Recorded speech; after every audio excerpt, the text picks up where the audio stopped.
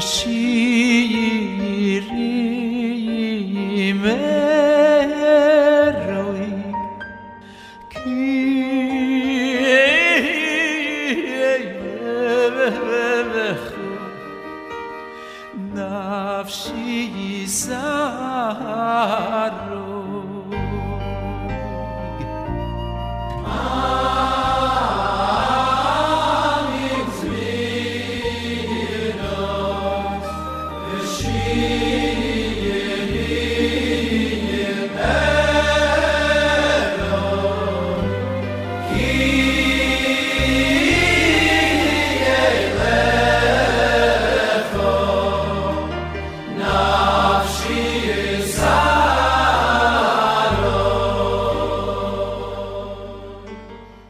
So you know they tell the story about the rabbi, the priest, and the minister who go into Starbucks and they order a latte for $9.50. They're sipping their latte and they're schmoozing. What are they going to talk about that will not arouse any conflict, any negative energy? So they talk about something very neutral. Namely, what would you like to hear people say at your funeral? The priest says, I would appreciate if at my funeral people talk about my dedication to the Lord. If they extol my virtues as being a true servant of the Lord, dedicated to God, bringing the light of the Lord into countless hearts and lives. Minister, how about you? And the minister says, I would cherish if at my funeral people would talk about me as a friend, as somebody you can trust, somebody you could lean on during hard times, somebody who was there for his people 24 hours a day, 7 days a week, a real friend, a lover of humanity. Rabbi, how about you? What would you like to hear people say at your funeral? And the rabbi says, I would like to hear somebody say at my funeral, you know, I think he's moving. We love life. As Jews, we cherish life. Life is holy. One of the last verses in the entire Torah, the 5 books of Moses, the end of the Chumash describes the passing of the great leader of Israel, Moshe Rabbeinu, Moses, our teacher. The Torah says, Vayomas Moshe Eved Hashem, Moshe, the quintessential servant of God, passes away. Vayikberu oisoi bagai, be'eretz moyav mul beis poir. They buried him in a valley in the land of Moav, that's today's Jordan, parallel to the home of the idol known as Pa'or. Pa'or was an ancient idol. As the Talmud explains, it was an idol in which the tradition was quite, how do we say this, unique. People would worship the Pa'or idol by evacuating their system in its presence. They would defecate in front of the Pa'or, and this was the way to worship it. So they buried Moshe in a valley, the Torah says, in the land of Moav, parallel to the home, to the center of the Pa'or idol. And no man knows his burial place till this very day. Do you note the very contradiction in this pasuk, in this verse? One of the last verses of the entire Torah. First, the Torah says Moshe was buried, and the Torah gives us 3 landmarks to identify where he was buried. The first thing you should know was Bagai, it was in a valley. The second thing you should know was Be'eretz Moav. It was in the land of Moav. So we already know which land it is, which territory it is, and we already have a special landmark, it's in a valley. And then the Torah gives us a specific location, Mul Beis Pa'or, that big home where the Pa'or idol was situated. Parallel to that, there's a valley, that's where Moses is buried. 3 identifying signs to know the location where Moshe is buried. And then the Torah says right away, nobody knows where he's buried till this very day. What do you mean? You just gave me 3 signs to know. And if those 3 signs are insufficient, and nobody still knows where he's buried, notwithstanding all the signs of the Torah, so why do you first give me 3 landmarks? Just say Moshe passed away, he was buried, and nobody knows where he was buried. No, first you tell me exactly where, then you say, but nobody knows where. So why are you telling me where if nobody knows where?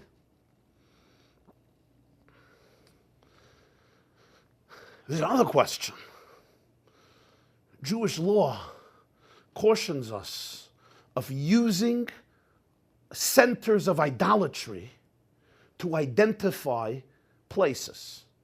According to Jewish law, even if I have to tell you, come and meet me at this corner, or you're going to find a store at this corner, we should not use a place of idolatry as a landmark to identify where we should meet. Meet at this corner, right across, say, the church. And yet here, we're talking about the burial place of the great prophet of Israel, the giver of the Torah, the redeemer of the Jewish people, Moshe Rabbeinu, Moses. And the only way the Torah can identify his burial place is Mul Beis Piyar. You know where it is? It's right against, that big Piyar, that big place of idolatry. That Darten liegt Moshe. That's where Moshe is. That's where Moses is. My dear friends, one of the very moving interpretations to this verse I've once seen is this. The Torah is telling us a very profound message. Vayikberu oisai. Moshe is buried. Moshe is interred in the ground. You know when? You know where? If it's a valley in the land of Moav, Mul Beis Piyar. If parallel to this place there's a Beis Piyar, there's a center of idolatry, deprived of the awareness of the oneness of the universe created by one God, who sees the world as one essential reality, and all of us united as part of a singular creator creating a unified, harmonious world. If that reality, if that conviction is lacking, instead, what's thriving in the world is the idea of pa'or, promiscuous, immoral idolatry, then we know Moses is buried. Moses died and he's buried, as we say in the Erd, he's deep in the ground. However, if we manage to change the world and infuse the world with the reality of unity, of oneness, the oneness of God present in the entire universe, then nobody knows Moses' burial place till today. You know why? Because he's not buried. His vision and his ideals continue to inspire humanity. So although his body passed away, but his perspectives, his dreams, his teachings continue to live in the hearts and souls of his people and of humanity till today. Moshe is not buried. Moshe is not dead. He's alive. We breathe him. We live him. We transmit him to our children, to our students. Moshe is not buried. The Medrash tells the story that a very wise man turned to a child. With his fist closed, he says, "Child, tell me, this bird that I hold in my hand, is it dead or alive?" Of course, he wants to catch the child, because whatever the child says, he'll be proven wrong. The child says the bird is alive, so the man will just give a kvetch, he'll smash his hands, and the bird will die. And if the child says the bird is dead, he'll open his fist and the bird will fly away. So he says, "Child, tell me, this bird is dead or alive?" And the child looks at him. The Medrash tells the story. The child looks at him and says, "Sir, it's up to you. You are the one who has to decide whether the bird is dead or alive." This is true about our relationship with all of our loved ones who have passed on. It's up to you and me to decide if they're dead or alive. If their values, their ideals, their passions, their fights, what they were ready to fight and sacrifice for, is gone, they're indeed dead, they're buried. But if they continue to inspire us, if their ideas continue to challenge us and stimulate us, and inspire us to grow every day of our life and become better human beings, better Jews, so their lives continue to live in our lives, through our lives. So the Torah gives us the choice. If we're the abyss in the valley of Moav, Mul Beis Pa'or, what conquers the world is Beis Pa'or, is the vision of idolatry, the vision of cynicism, of despair, of randomness, of emptiness, of self-centeredness, of narcissism, then Moshe is buried. But if we vanquish the Beis Pa'or, then nobody knows where Moshe is buried. Till today, he's not buried. Nobody knows where he's buried. He lives in us. He lives in our children. He lives in every Jewish community. He lives in every heart.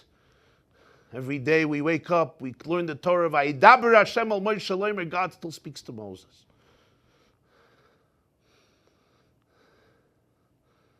And this is true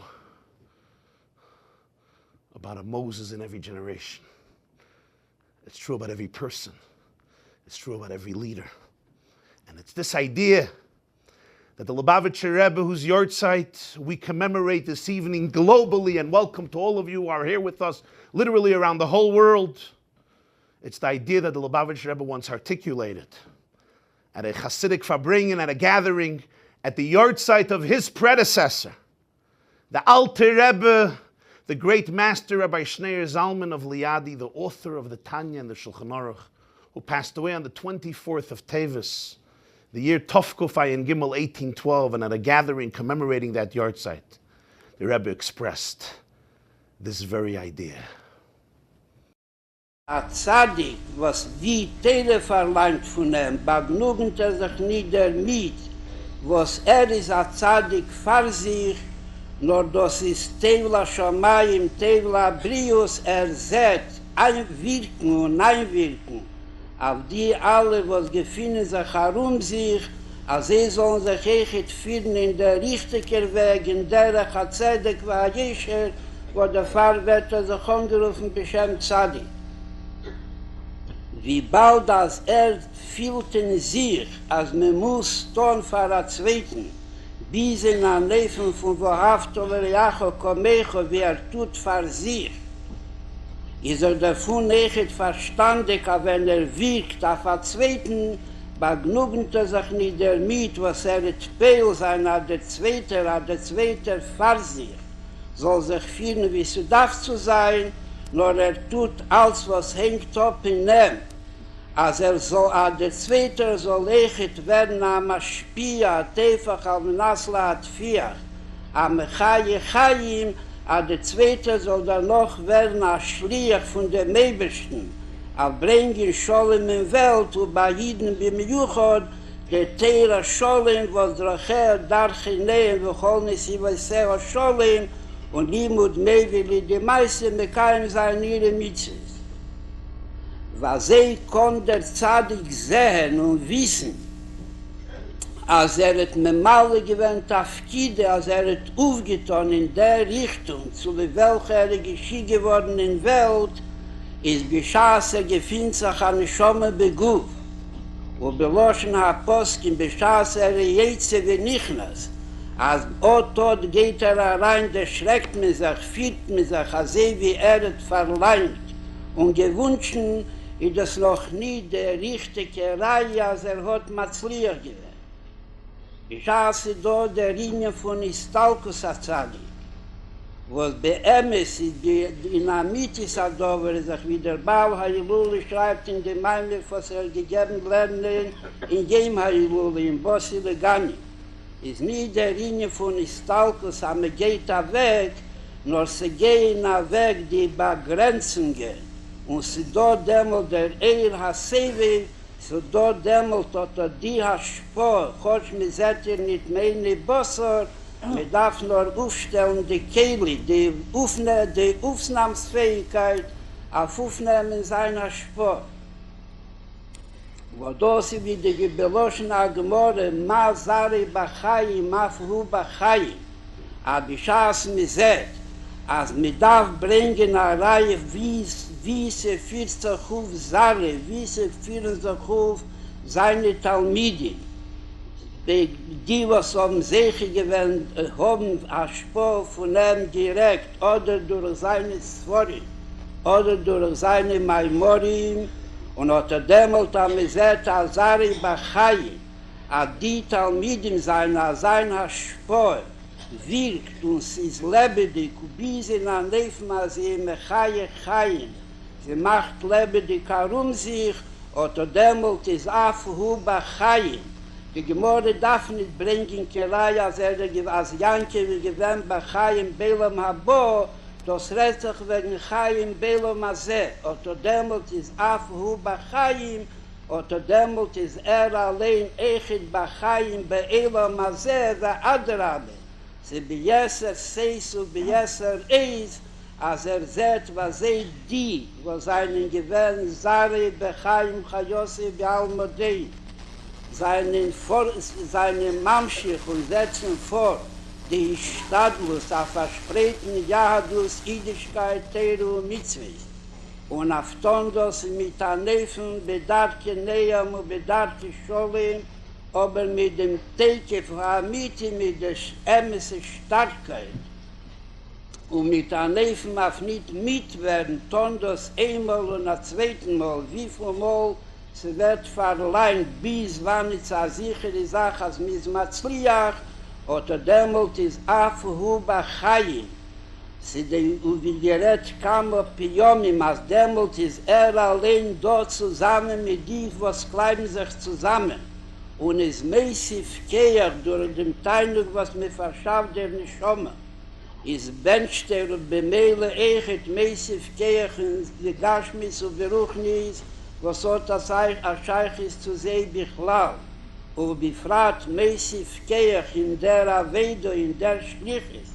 A versprechen Jüdischkeit und Teru, Mitzvahs und Zedek wie Jeshe.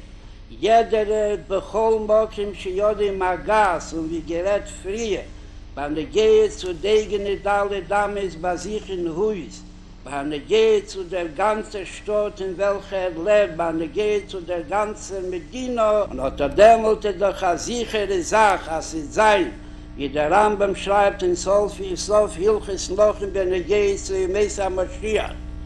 Es wird nicht sein, kein Kino, wie Tachrus und Milchoma, nur mit sich eisig sein in Chochma Bichlal, und in Chochma Selekus bim Yuchod, und wir loschen a Judua von Jafutzo meine Secho Chutzo, und hat dämmelt in der letzte Tag von Golus, wird jeder und alle zusammen zugeben in der Lichtigkeit, in Lichtiger machen der Welt, durch Ner Mitzvah und Tero bis mit Seche sei zu dem Kim HaYud, von woher Weile Chole Elamad, die Göttlichkeit der Eberstell wird beleuchten, die ganze Welt und mit Seche sein zu Bias mit Sheach Zitkenu, Bekore Mamosh.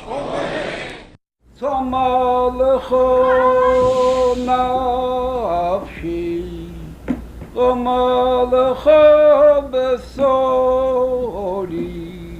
Be'yeretz Yoveyo yebni moyi.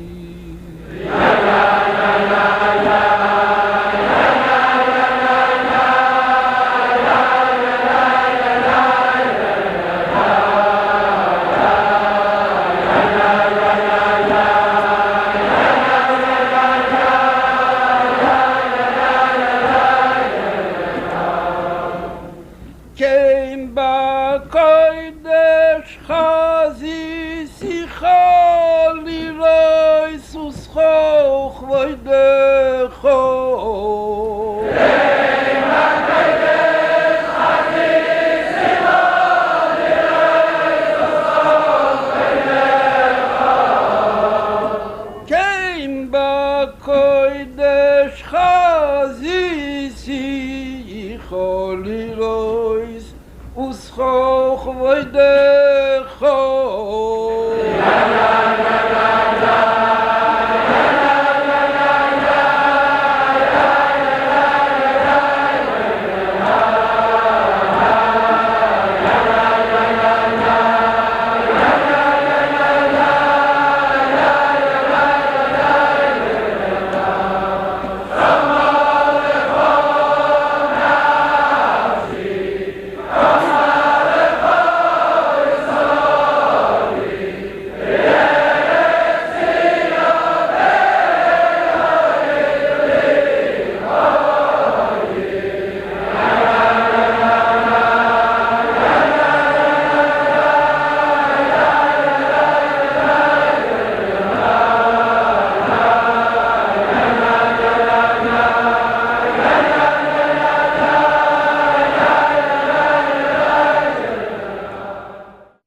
They tell the story about a father who sent his son to study at a Sunday Hebrew school of a particular temple in the United States of America. And one day the father goes to visit his boy in Hebrew school. And he meets him and he says, "My dear David, how are you enjoying your Hebrew school?" And David says, "Daddy, it's awesome."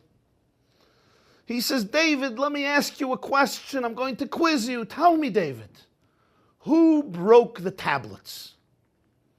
The boy looks at his father, begins to tremble, and says, "Daddy, it was not me. It was not me." The father is upset. "David, tell me, who broke the tablets?" He says, "Daddy, I swear to you it wasn't me. I had nothing to do with it. I didn't even think of doing it." An angry father walks into the classroom to meet the teacher. He says, "Are you my son's teacher?" "Yes, I am, sir. How can I help you?"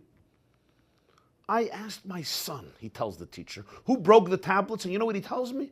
It wasn't me. I didn't do it. I didn't think of doing it." "What type of teacher are you?" The teacher looks at the father and he says, "I have now known your son for 7 months. If he said he didn't do it, he didn't do it." An infuriated father walks into the principal's office. "Mr. Cohen, are you the principal of this lousy school?" "Yes, I am." "You should be embarrassed with yourself. I ask my son who broke the tablets. He tells me I didn't do it. I ask his teacher what is going on here. The teacher says, if he said he didn't do it, he didn't do it. Close down the school, Mr. Cohen." The principal responds, "Sir, I'm so sorry that you're upset. Let me promise you that we will compensate you for the broken tablets. Just give us a receipt and we'll pay you back for the broken tablets. I'm very sorry that they broke." One of the great questions of our generation is Jewish identity in a multicultural society. It's not a secret. The mass Jewish assimilation and ignorance that characterizes our people as a result of a multicultural society which often causes minorities to be swallowed up by the sheer embrace of secularism in one country or another country. And it's this particular theme, critical to an understanding of our past, our present, and our future, that a leader of the stature of the Lubavitcher Rebbe addressed very often. And it's one of his central ideas that I want to articulate this evening, and doing it via a particular law in the Talmud, but a law that must be close to our hearts as a people that is in love with sushi. It's hard today to go to a bar mitzvah or a wedding or a kiddush, if it's a respectable kiddush, and not find sushi.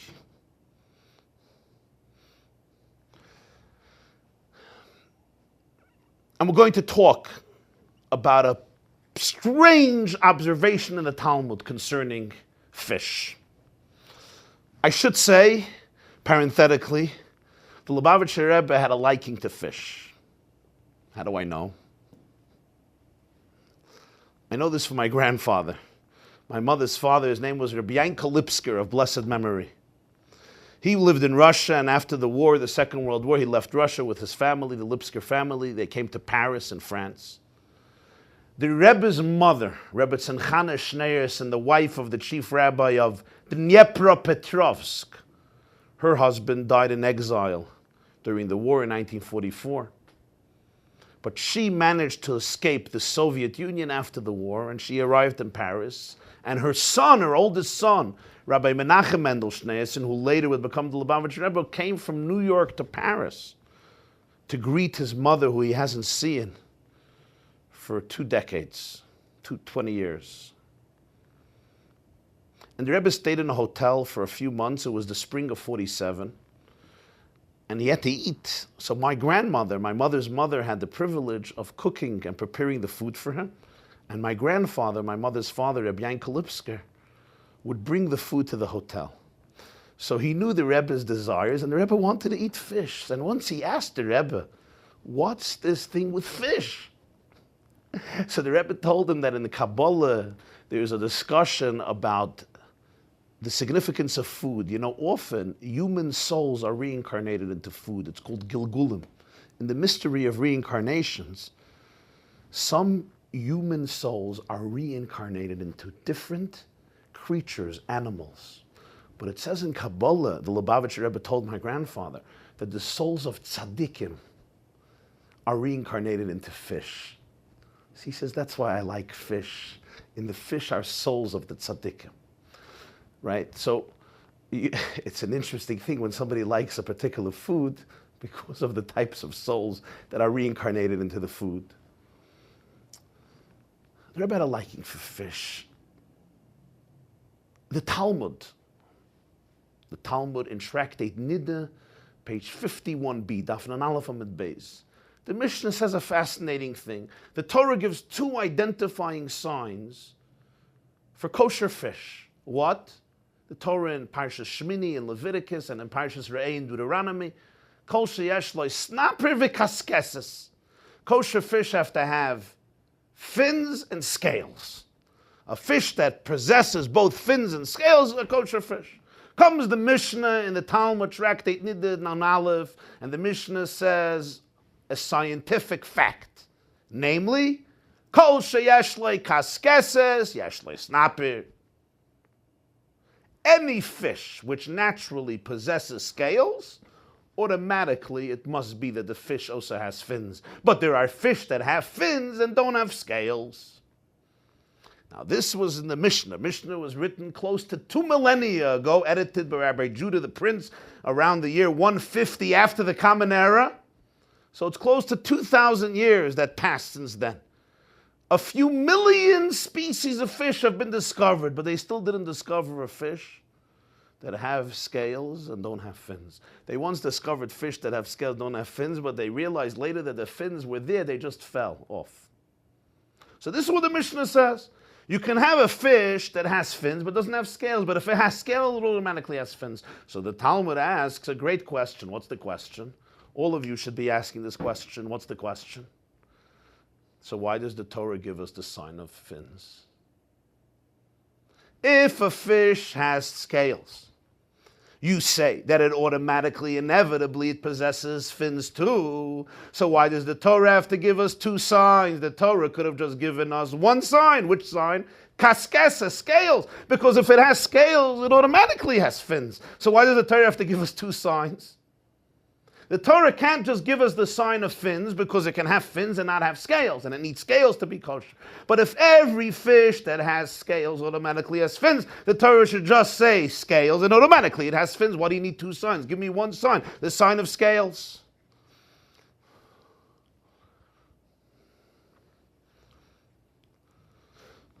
What's the answer in the Talmud? The answer in the Talmud, in the name of the Rabbi Abohu and the Academy of Rabbi Yishmael, it's 3 words. Yagdil Torah v'yadir. It's to make the Torah larger and more powerful. Yagdil Torah v'yadir. I ask you tonight, what does this mean? how does this extra, excessive, superfluous, unnecessary sign of fins make the Torah larger and more powerful? First of all, we are very well aware of the conciseness and brevity and meticulousness of every word, every syllable, never mind every sentence and verse in the Bible. There's not an extra letter or a word. We never say, Yagdil Torah v'yadir, just add some words, add some letters, add some paragraphs. Torah is very brief. Suddenly here, we say Yagdil Torah v'yadir, add an unnecessary word. But besides this, how does this make the Torah bigger and stronger? By adding an extra sign of fin. So what we have one more word in the Torah, it says not only should a fish have scales, it should also have fins. Does this really make the Torah bigger, larger, more respectable, more impressive, more intense, more powerful, more majestic, more profound?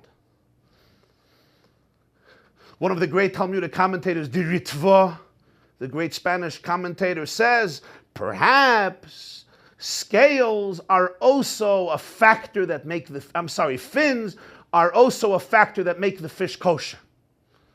In other words, we need the sign of fins, even though we know it has fins, because if it has scale, it has fins, because the Torah is trying to teach us that fins are necessary to make it kosher. There's something about the fins that make it kosher.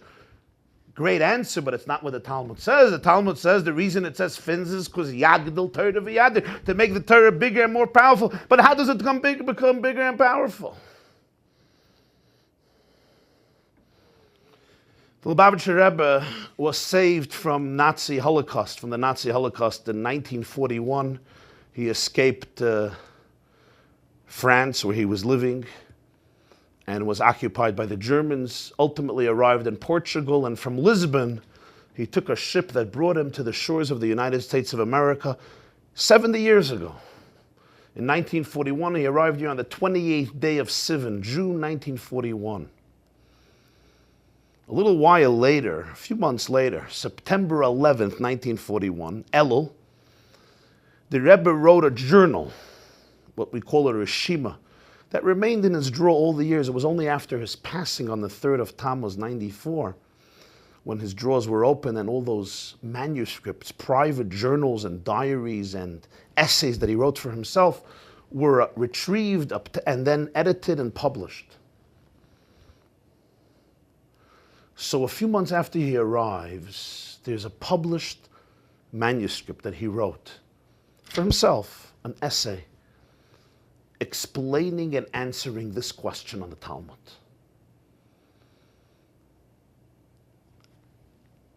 And the following idea is based on the idea the Rebbe presents in that essay. Although he expresses it in different ways in a more abstract form, but the concept, the nucleus of what I'm presenting now comes from that particular essay. You know, we Jews are very good at arguing. I don't have to tell you. What do they say? 3 Jews, 19 opinions. I once heard from the Lubavitcher Rebbe, why is it when 2 Jews meet, I tell you, Shalom Aleichem, and your response is, Aleichem Shalom. Why don't you respond in kind? Shalom Aleichem, peace unto you. Your response should be, Shalom Aleichem, peace unto you. I mean, if I meet you and I say, hey, good morning, how are you? You're not going to tell me, you are how, morning good. You'll say, good morning, how are you? Here I say, Shalom Aleichem, and you say, Aleichem Shalom. Why don't you say Shalom Aleichem? And the Rebbe, who had a fantastic sense of humor, by the way, explained and said, he said, it's very simple. When 2 Jews meet, they immediately have to disagree. Even the first greeting evokes a disagreement. So I tell you, Shalom Aleichem, and your first response is, nah, it's exactly the other way around. What Shalom Aleichem? It's Aleichem Shalom. Now we can begin shmuas. And once we got over the fight, so maybe the rest of the conversation can be peaceful. We Jews have been debating and arguing about everything for many, many years. But perhaps one of the great debates, or maybe the most important debate of the Jewish people, has been a debate between 2 characters. And I'm going to call them Rabbi Scales and Dr. Fins. It's two famous Jews and unfamous Jews. I know them very, very well. I know them within myself. I've met them many, many times wherever I travel. There's Dr. Fins and Rabbi Scales. And they have been arguing for thousands of years, and they never get bored of their argument. They say when Golda Meir, the Prime Minister of Israel, became the Prime Minister of Israel, so she wrote a letter to the Secretary of State of the U.S., Henry Kissinger, who's a Jew, and she expressed her gratitude and her anticipation for a close working relationship with a Jewish colleague working as a Secretary of State of the U.S., Foreign Minister of the superpower. Henry Kissinger, a German Jew in origin, a clever man, a well thought out diplomat, politician, negotiator, writes back a letter to Golda Meir and says, I'm looking forward to a nice working relationship, but I have to specify to you my priorities. Number one, I am an American citizen. Number two, I am Secretary of State of the U.S. Number three, I happen to be Jewish. Golda Meir, who was a clever Jewish woman, the Prime Minister of Israel, writes back to Mr. Kissinger and says, Dear Mr. Kissinger, this is exactly why I look forward to a very close working relationship with you, because you see, here in Israel, we read from right to left. In many ways, the quintessential debate of the Jewish people has been whether we read from right to left or from left to right. What is the difference between fins and scales? Scales essentially are the armor of the fish. They are the thick skin that protect the fish from climate change in the waters, from water pressure, from sometimes being attacked by other fish, from harsh substances, from changes in the environment within the water. Scales, or in Hebrew, kaskeses, are the shields, they're the armor, they're the gear of protection, their uniform that the fish wear, that the fish have, they don't wear, they possess, which protects them. It's the thick skin that allows them to hold on to themselves, to retain their own in a sometimes difficult and harsh environment in the depths of the waters. Fins serve a very different purpose. Fins are essentially the wings of the fish that allow it to advance through the waters, that allow it to swim, that allow it to cover huge amounts of territory, to progress within the waters and move forward. What is the calling of Jewish identity? Is the argument between Rabbi Scales and Dr. Fins. One perspective among the Jewish people of thousands of years is the most important characteristic for us as a people is to have scales. Thick skin, armor that would protect us within a harsh environment, that would keep us strong, unique, with a strong identity. These are the Jews who argued that for the Jewish people to survive in harsh waters, sometimes in tremendous water pressure and change of climates, what we need more than anything else is the armor, the scales to keep us protected, the thick skin that sets us apart and helps us retain our own in a difficult world. The Jewish traditions, the Jewish laws, the rituals, the Torah, the mitzvahs, the faith, the heritage, the daily behavior. Those are the scales that protect the Jewish people from being lost, from being swallowed up. They're the armor, both spiritually, psychologically, and emotionally, that allow us to remain true to ourselves, to our identity. Dr. Finn says, you got to move with the times. There's progress going on. You can't remain cloistered in your cocoon of scales, behind your thick skin, not allowing the secular alien influences of the world to impact you. You have to be part of the larger society. That's how you're going to be successful. That's how you will secure your success, your continuity, your well-being, your relationship with the rest of the world. If you're going to lock yourself up behind your armor, behind your scales, you'll become irrelevant. You need fins. You have to move with the waves. You have to move with the trends. Rabbi Scales says, no. Remain etched in your tradition. The same tefillin that Moses put on thousands of years ago, put on today. The same tefillin, the same Shabbos, the same text, the same laws of kashrus and mikveh and mezuzah and Shabbos and Erev and tzitzis.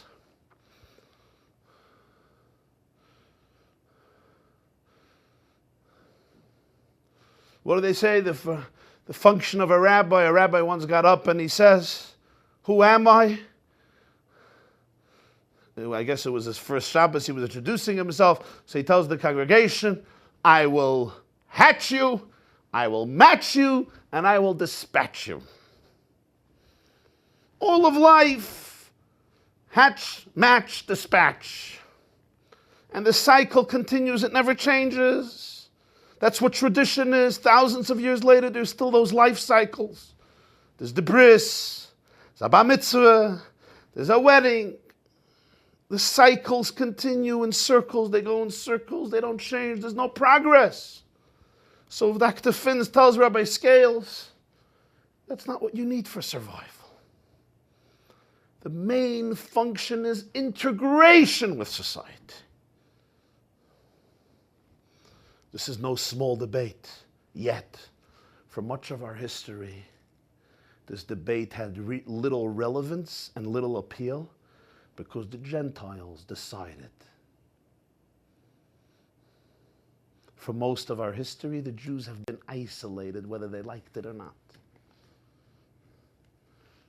We were seen as a unique people, as a different people, sometimes in positive light and much more often in negative light. Sometimes hunted down and targeted for persecution, if not for elimination and genocide and abuse, but always seen as different.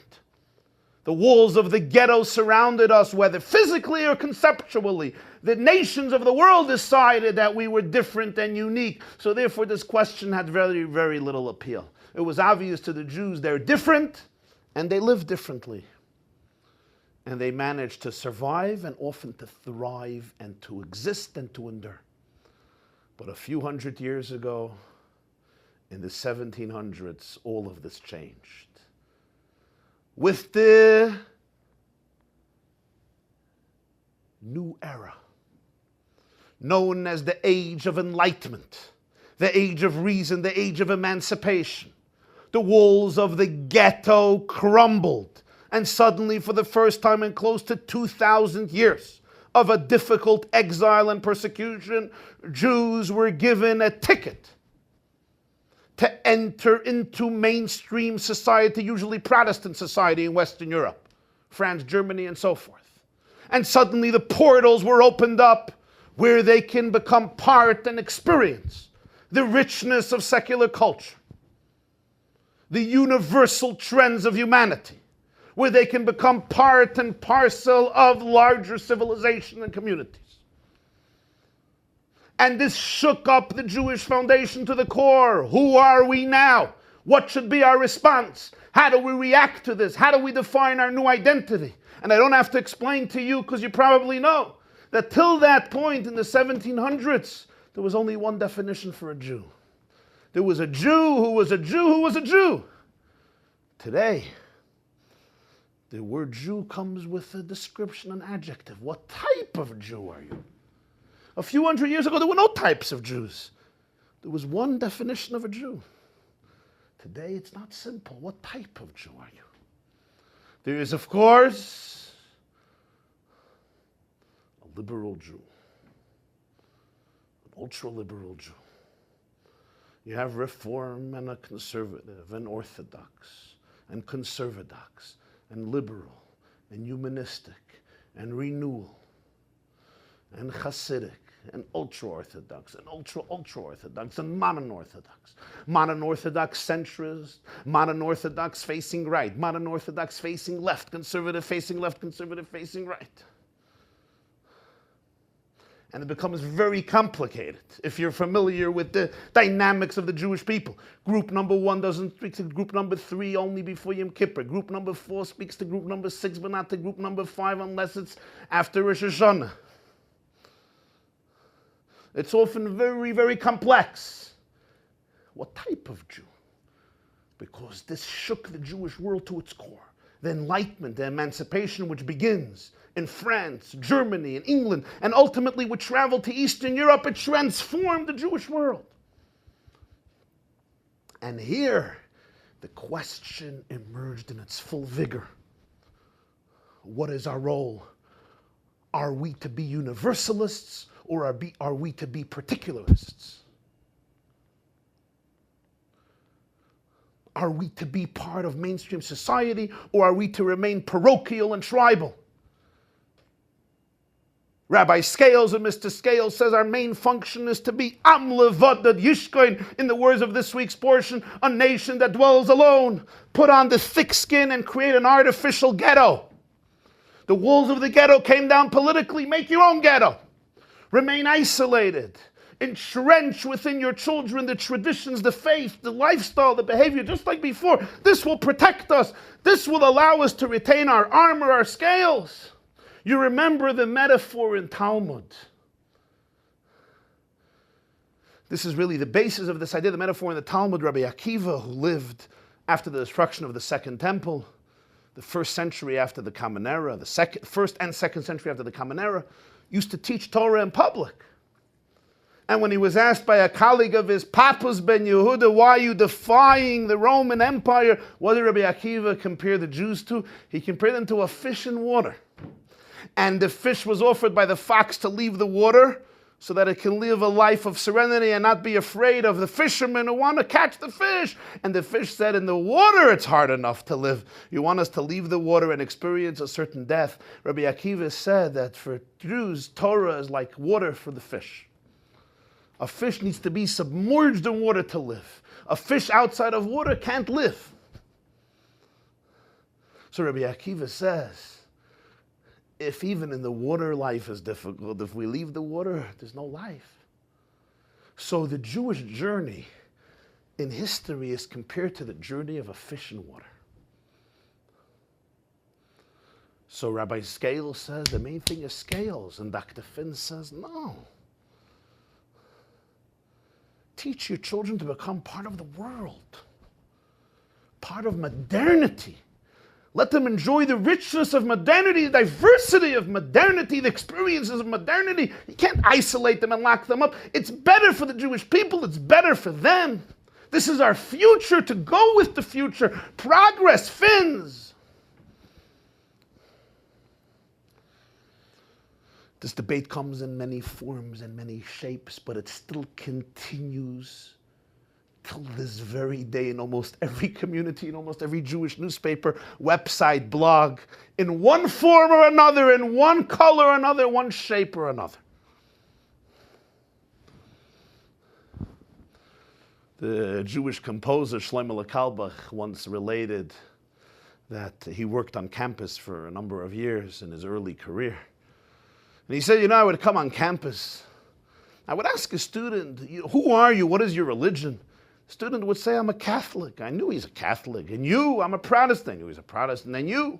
I'm a Mormon. I knew she was a Mormon.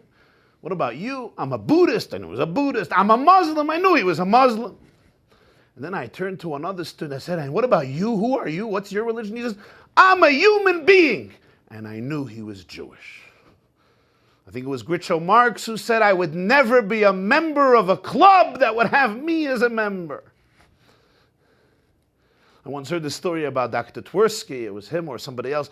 Hasidic Jews on an airplane. Dr. Twersky, the famous psychiatrist, has a nice square white beard and a round black hat. And he's on an airplane, and a Jewish woman turns to him in Yiddish and says, Du bist a Schande, you're a disgrace. Because of you, anti-Semitism, flourishes in the world. If you would only learn to behave as a normal person, get rid of those strange garments, get rid of that strange behavior, start being like everybody else, just be normal, and they'll stop hating us, they'll stop being suspicious of us, they'll stop loathing us and despising us. Fit in! Why do you have to stand out? You are making sure that anti-Semitism continues.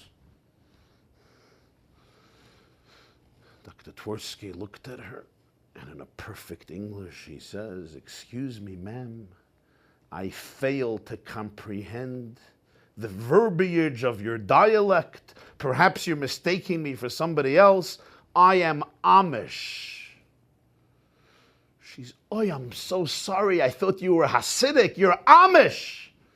She tells him, "I really respect the Amish." He says, "Why? That's wonderful. Why do you respect the Amish?" She says, "Because the Amish are a minority, and yet you guys maintain your identity with pride and dignity. Keep it up." It was now his turn to respond to her in Yiddish. As he tells her, "Aha, oi bich wollt gewen Amish. If I would have been Amish, you respect me, you appreciate me. But since I'm Jewish, you despise me. I want to bless you that you should appreciate in your own what you appreciate in others." But this became a very serious struggle, Jewish identity in a multicultural society. Somebody once said, if Descartes said, I think, therefore I am, ergo sum, the modern Jewish motto has often become, I am incognito, I am invisible, ergo sum, therefore I am. If I'm invisible, I exist. If I'm visible, it's dangerous.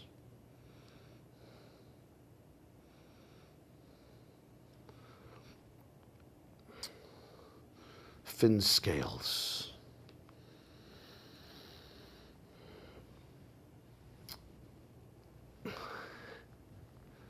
It is here that the Lubavitcher Rebbe articulated an idea that gets to the heart of the issue. Namely, our great tragedy is that we are pitting Rabbi Scales against Dr. Fins. We are creating here a question and a challenge, supposing there's a contradiction between these two realities, when in essence, it's the other way around. And it's here that we will appreciate the depth of that observation in the Talmud.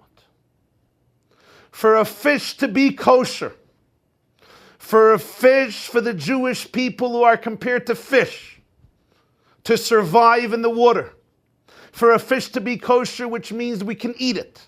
Why are there certain foods we can eat and certain foods we can't eat? So the mystics explain that what we eat becomes part of who we are, and the characteristics that the Torah defines as the kosher characteristics are the characteristics we must absorb in our life. Those are the kosher characteristics. For the fish to be kosher and we can eat it, which means those are the qualities that we want to absorb in our life, we need two qualities. We need fins and we need scales.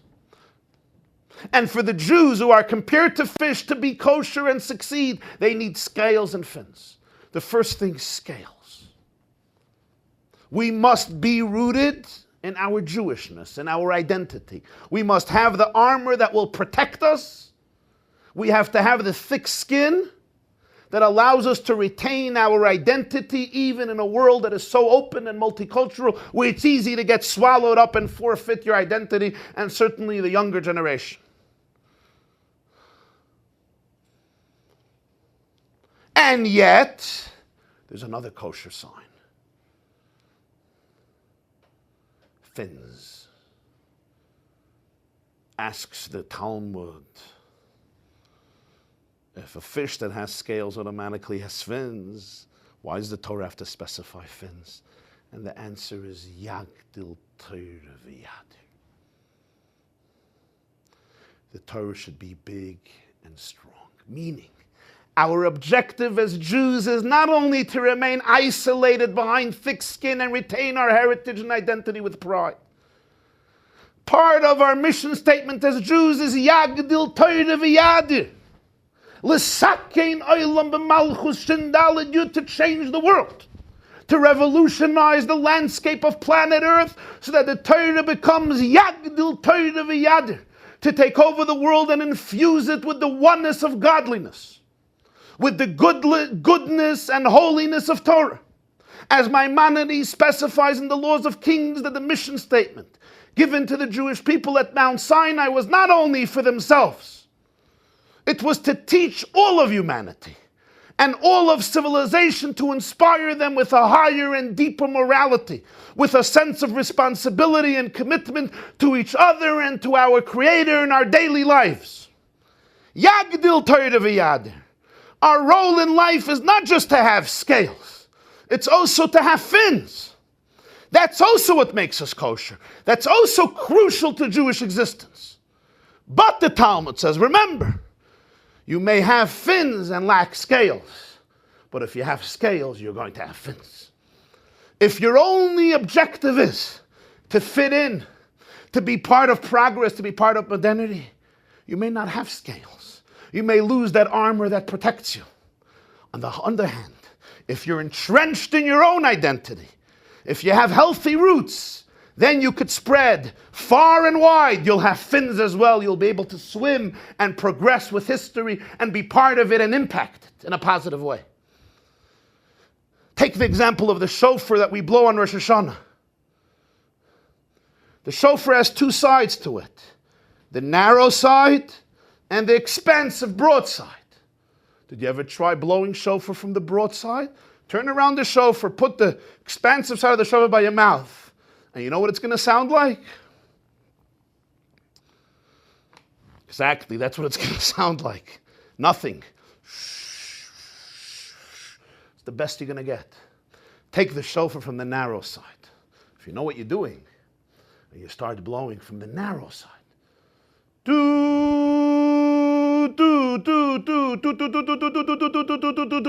With a resonance that goes out from the wide side. Min ha-meitzar karasi ka nani b'merchav yutke, as we say, the first verse before the blowing the shofar. We call out from the narrow side, and then it can expand from the broad side.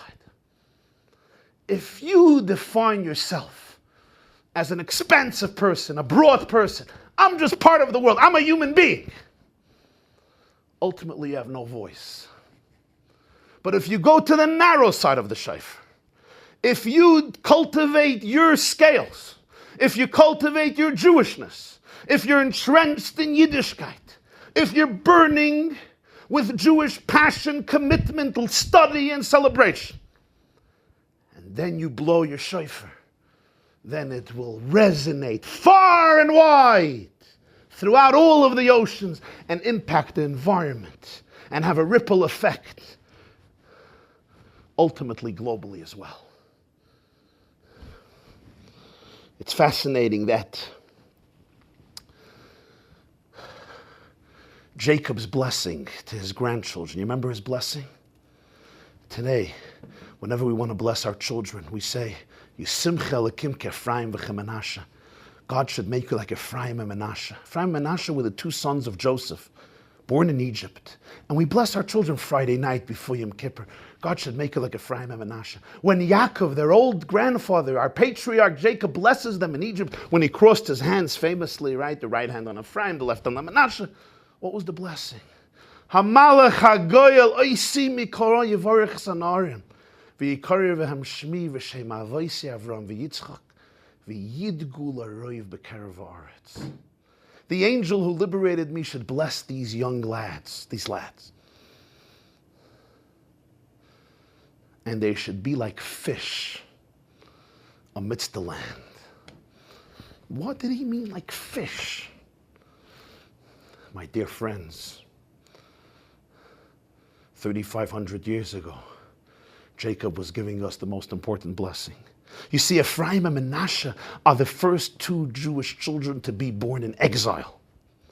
Joseph became the prime minister of Egypt, but he was born and educated in the ancient land of Israel, in the holy city of Hebron, with his father Yaakov, with his Zayde Yitzchak. But the first two Jewish children to be born in a foreign civilization, not in a Jewish community, not in a Jewish environment. On the contrary, they grew up in the Egyptian palace. Their father was the prime minister. There was no shul, no yeshiva, no community.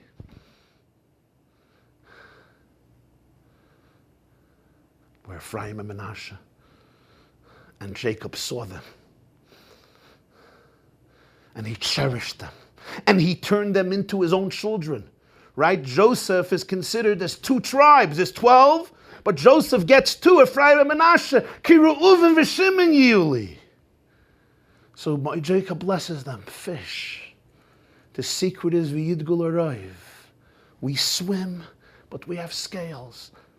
To be a fish, a kosher fish, that we can absorb and make part of our circulation, we need scales. And if you have scales, you ultimately have fins. But fins is part of being kosher, because our job is not just to be isolated. Our job is to go out and transform the world and impact the world and affect our environment.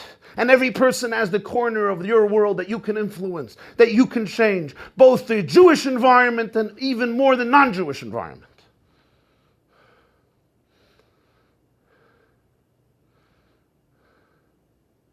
But if I define my mission statement only as fitting in, if I decide that I don't have a narrow side, I'm just a human being, I'm a universalist. What does it mean to be a Jew? Be part of the world. Stop being different. Ultimately, you won't even be part of the world. You won't be able to impact the world. There are those who scream our main mission is tikkun olam, fix the world. Or lagoyim, in the words of the prophet.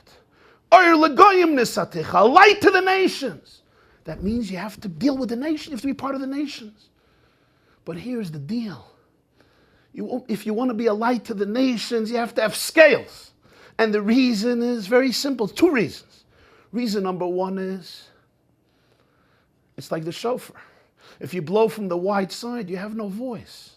If your whole identity is just mimicking others, being part of others, you don't have anything to contribute. When you're a Yid, when you're entrenched in Yiddishkeit, you have something to teach. You have a voice that can resonate and will resonate.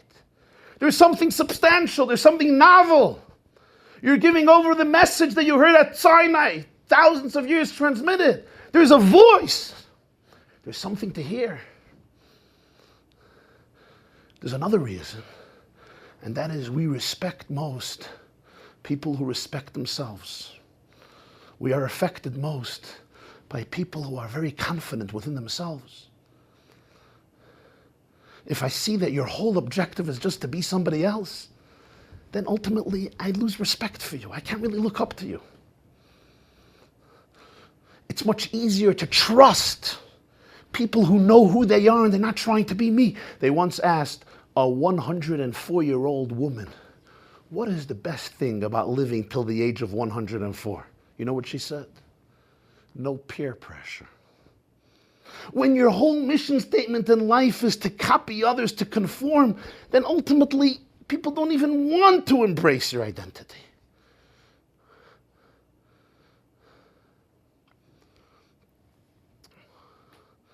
So the more we have scales, the more we'll have fins. The less we have scales, the less we have fins. Now you understand the Talmud. If you have scales, the more fins. If you're really entrenched in Torah, in a healthy, real, meaningful, inspiring way, you can change history. You will change history. You will illuminate the world around you. Asks the Talmud, why is that a kosher sign? What does that have to do with Judaism? Because Yagdil Torah v'Yada, that is part of our mission, to change the whole world.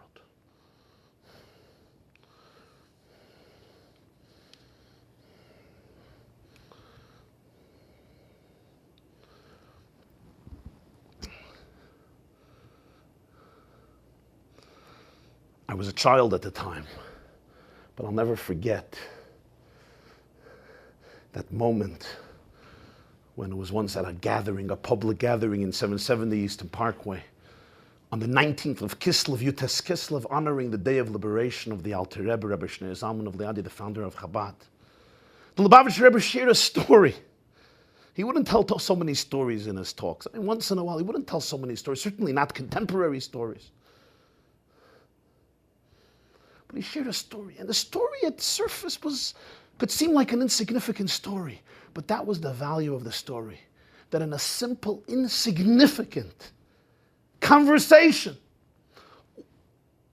a typical conversation that can happen so many times a day, the Rebbe saw in it a microcosm of what it means to be a Jew in the world. Sie kann gar sein, der, was durchhem ist rausgekommen, der ganze Linie, hat gar nicht margisch gewesen, und sich nicht margisch ist, was zugetan. Und das ist ein Sipur, was heute bepeil, ohne Nazis abris, und schon so, als ich bin ein Jid, und da ist recht, meilig Jahre, wie schon im Tevi sein, bin ich besser, und der Rebester hat ihm geschenkt, mit einem Chosim, zwischen sie, geschenkt ihm von Nutzen, Gesundheit, ein Schiffel. Wir loschen am Medina, eine Yacht. Als wird der Mied, beim Mieden hat ihn gepeilt, als darf sich nicht schämen, der Mied, was Said, bechaye jem. Und nicht sich nicht schämen, nicht für Iden schämen sich, nicht für Nicht-Iden schämen sich. Bis wann nicht, als das Angehen durchführen, als bepeil. Bischaß sei rausgefahren, Kedarke, Misman, auf ein paar etliche Tage. Aber haben die Jemea Chefisch auf sein Yacht, Bischaß vielleicht kommen, Mann hat viele, der gewusst hat, die viele, Schmeine Esse, die viele Samide, darf sein Pondabel Jerusalem, hat gedacht wissen, wo sie gefühlt sich Misrach. Bischaß bebeise, amok im Kavua, weiß wo Misrach ist, Bischaß fort auf ein Schiffel, darf man sich wissen, wie jeder stellt sich Davnen, jeder stellt sich Schmeine wo sie gefühlt sich der Zad Misrach, gedei soll sein Ponov Jerusalem. Weil sie kommen, das ist gefunden, nach sein, die Kaffeejacht, ich darf mir nicht 91 Eize aufzufragen bei dem Kapitän, bei dem Reisha Chevel von der Yacht, wo sie gefühlt sich Misrach. Hat es also getan. Schaße hat es getan einmal, und weiß der Reisha Chevel, der Kapitän gemeint, hat das Mikra Nikrahu. Diese Tamsche hier, will wissen, wo ist Misrach, fragt beim, wo ist Misrach. Schaß hat beim gefragt, einmal und ein zweites Mal und ein drittes Mal, der beim gefragt, was hat es mit Amol? Hat nicht kein Reisha Chevel, viele nicht kein Malach, nicht kein Marin, nicht kein Matros, wo es nicht geht, wo das Misrach, diese wissen, was sie finden, die Yacht, nicht, dass sie sein Linien, das tut der Reisha Chevel. Als wird sich angehen vielen, als Al-Jewisch mit Pnei Hamaliyah und beschaß mit Said Behemes, hat man sich nicht mit was zu schämen. Wer Adrabe, dass gar geheen Janke, hat nicht behalten das, hat ihm gesagt, dem Emes. Also wird darf davnen zu dem Ebersten und der davnen darf sein, soll gehen durch Jerusalem, durch den Beis Hamikdash, was heute bei Jerusalem, ich gehe, der Davne soll sein, Lifnei mi Atoeme, darf sein Ponov Jerusalem. Und dem Gent für der Kapitän, Eba See sagt als nicht gucken dich auf drüber, Sergor am Atzliach in Asoki. Und Natke die Kacha, der Reisha Chevel, Bema Mishores, liegt ihm im Kopf, zu trachten wegen dem Ebersten 3 Mal am Tag, wie hat die Kach, und nicht nur zu Stammer trachten, nur stellt sich weg, mapsig mit Kol in Jono, und will mechaven sein, darf geponnev le Mizrach, gedei die Tfila soll sein, wie Tfila darf sein. Über sie sagt wird echt und mehr trachten wegen dem Ewigsten. Als wie ich das gehört mit Klei Sheni, weiß ich nicht, was echt mit sein gewesen. Als echt machen a Prayer, aber trachten wegen dem Ewigsten ist schöner Prayer. Wodurch hat der Hanhoge Pschuter, was lechere in die Gewännen drauf keine Kavonis von Rosin, Weir, Rose, De Rosin und ab Mekayim sein Absagdim von Rambe. Nur ist sich gegangen, lo better, Darkei, Abishas mit Davnen, darf sein Ponev le Mizrach. Hat sich nicht was zu schämen und es gefunden, wo Mizrach ist, a viele durch Hago, durch Haniti. Wo sie davon a Reis bepeil, das hat verbunden dem Nitiden mit der Mitzwe, wo das ist Schäler der Linien Avedisora, wo das ist der Linie von Sheva Mitzwe, eine von der Sheva Mitzwe in Nähe. Und wie bald a Mitzwe hat in sich a Teve, a Mitzwe, gereres Mitzwe, ist a sichere Sache, das wird euch gehad a Hemmscher, bei dem Reisha Chevel, bei dem Kapf.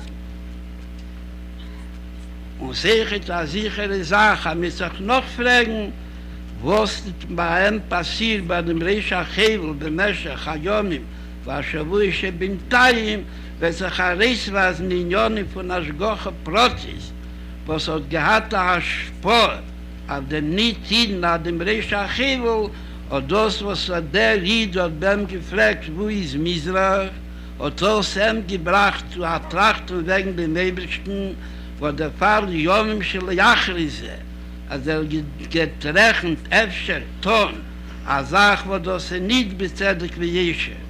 Und als der Mond, als da eine neue Reihe von dem Ebersten hat es ihm aufgehalten. Jakob Mad ist der erste Thema von unserer Chabad in Charlotte. Das hat der Beis Chabad und das haben wir Sache geflogen. Much success in all your endeavors, community work and the private endeavors also. I want to thank you for sending Rabbi Gronos. Yeah. He's added a new ingredient to Judaism in North Carolina. The best thank you will be when you became even more active partner in his endeavors, that is your endeavors. He's only a shliach to help you. Together. Das ist ein Fluya. Sie ist der Präsident von der Hadassah Fluya, North Carolina Association for Fluya. Thank you so much. That's for all the members of Hadassah. And you'll remember Hadassah was the name of Esther Amalek. That's right. Yeah. That's right. And Esther Amalek was not afraid of living between non-Jews and show an example how a Jew must be proud of his inheritance and to live everyday life in the same direction, in the same in his happiness and much success. Thank you so much. You're Thank welcome. you. I'm sure it's Jerry. Atzlacha Rabbi.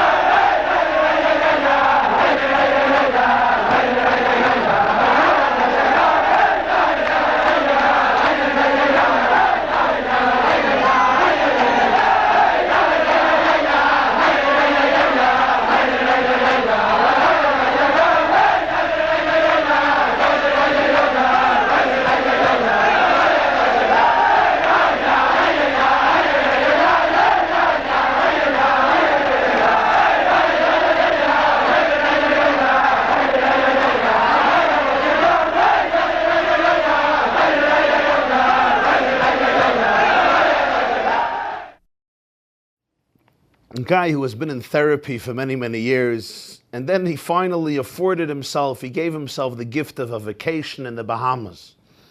He goes to the Bahamas and he sends a postcard to his therapist. And the postcard reads like this: I'm in the Bahamas on vacation.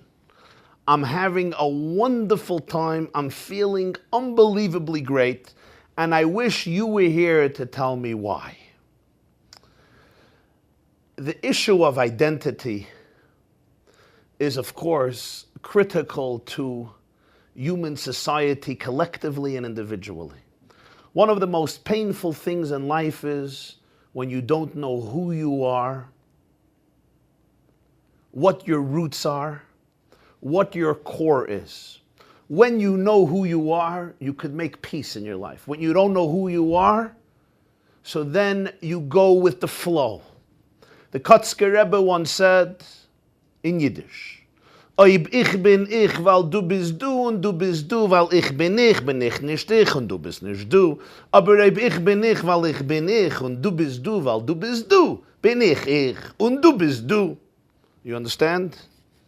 If I am I because you are you, and you are you because I am I, then I am not I and you are not you. But if I am I because I am I, and you are you because you are you, then I am I. You are you.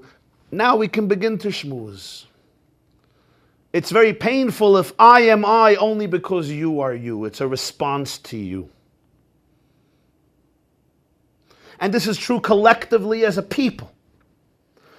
As discussed earlier, one of our greatest challenges as a people is when we don't know who we are and we try to mimic others in order to fit in, and it becomes a neurosis.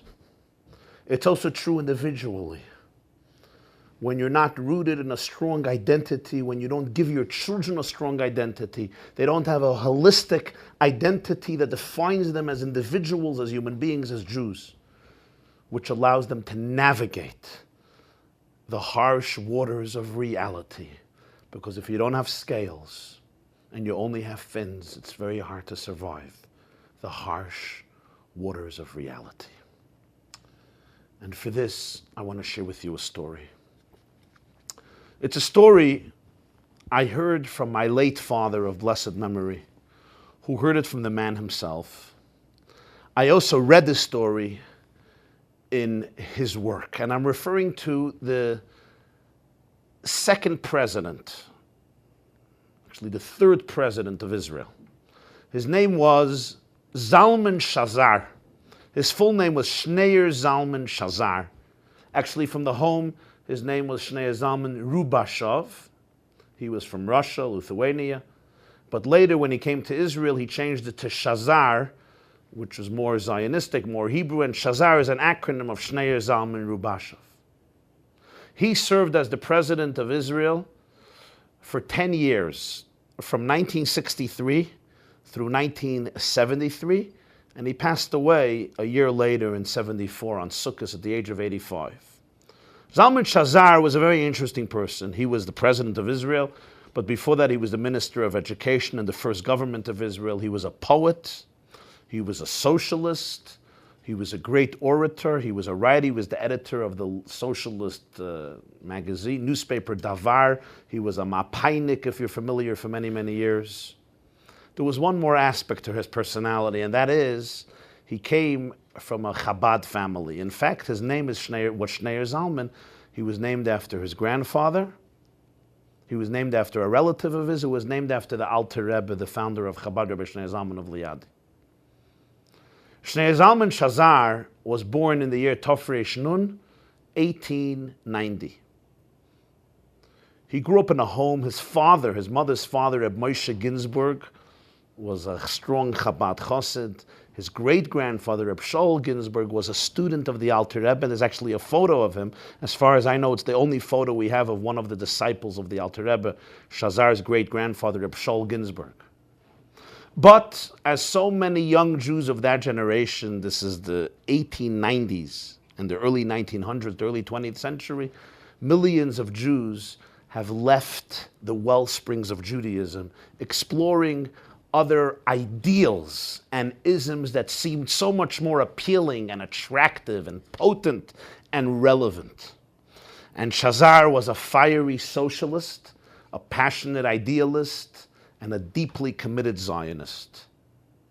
And thus he describes how he had all of these debates with his grandfather, Reb Moshe Ginsburg, who lived in Mir in Lithuania, the famous Mir yeshiva. And all these debates and friction in the family because his grandfather was religious and he has left the religion. As I mentioned before, the Enlightenment and the era of modernity, and millions of Jews have left Judaism in Western Europe and in Eastern Europe.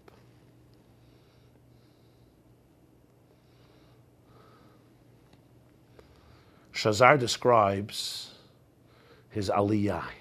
When he decided to ultimately make aliyah, this is when he's a young man, he's 21 years old in 1911. And he decides that before he goes up to Israel, it wasn't called Israel, it was Palestine then, he's going to go for one last Shabbos to be with his grandfather, the Hasidic Chabad Jew, his grandfather, Reb Moshe Ginsburg, his mother's father. And he goes for that Shabbos to Mir, a small city. Many of the young Jews left. And he goes to visit his Zayda. Zayda is very happy that he came. He's about to go to Israel. He may never see him again, so he wants to be with him the last Shabbos. And Shazar describes, the city as he remembers it, very nostalgically from his youth. But he says now that Chabad shtibel, where they used to pray, burned down. They didn't even have the shtibel. And most of the young people left. And many of the people he knew have died. And there was a certain melancholy in the air, a certain deadness. There was no future there, he felt. And the Chabad Minyan was in the home of one of the Hasidim, a dilapidated home, a deprived home, and he went there with his grandfather to pray. But he says, my grandfather's prayer, that Kabbalah Shabbos, it was so passionate, it was so heartwarming, it was so filled with ecstasy, that he forgot the melancholy and the dreariness of the environment. He was uplifted by the energy of his grandfather. And he said, a whole Shabbos, we had the most magnificent, inspiring Shabbos because we stayed out of theology. We didn't discuss family issues and we didn't discuss my philosophy, his philosophy. All we were doing is we were talking about Torah and Hasidus, and his grandfather was sharing with him ideas with him and with the students who came to visit him Friday night in the house, and they were learning together Hasidic works, and they were schmoozing about Hasidic works. And he said it was just heartwarming and inspiring and educational. And he really loved it, even though philosophically he was in a very different place than his grandfather. And he says he was very thankful that they both understood that this is the time, to emphasize what binds them together, not what separates them. And Zalman Shazar, who was very poetic, describes in detail what that Shabbos did for him.